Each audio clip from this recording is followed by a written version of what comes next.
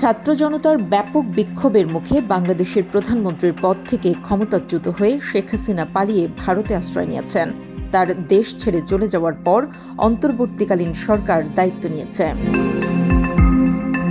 রাজনৈতিক এই পট পরিবর্তনের ঘটনায় গুঞ্জন জল্পনায় উঠে আসছে যুক্তরাষ্ট্রের ভূমিকার কথা।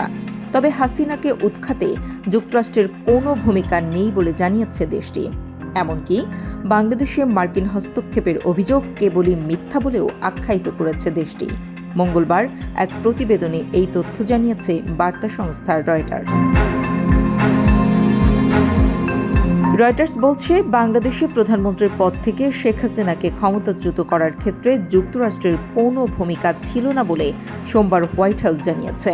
একই সঙ্গে বাংলাদেশে মার্কিন হস্তক্ষেপের অভিযোগকে কেবলই মিথ্যা বলেও অভিহিত করছে হোয়াইট হাউস।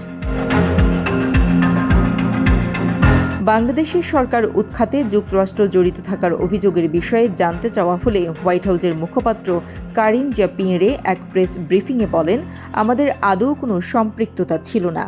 যুক্তরাষ্ট্র সরকার এই ঘটনার সাথে জড়িত ছিল বলে যদি কোনো প্রতিবেদনে বলা হয় বা গুজব ছড়ানো হয় তবে তা নিছক মিথ্যা। রয়টার্স বলছে, গত রোববার ভারতের ইকোনমিক টাইমস পত্রিকা তাদের একটি প্রতিবেদনে হাসিনাকে উদ্ধৃত করে বলেছে, যুক্তরাষ্ট্র তাকে ক্ষমতাচ্যুত করার ক্ষেত্রে ভূমিকা পালন করেছে, কারণ তারা বঙ্গোপসাগরে বাংলাদেশের সেন্ট মার্টিন দ্বীপের নিয়ন্ত্রণ চায়। পত্রিকাটি বলছে, হাসিনা তার ঘনিষ্ঠ সহযোগীদের মাধ্যমে পত্রিকাটির কাছে এই বার্তা পৌঁছে দিয়েছেন।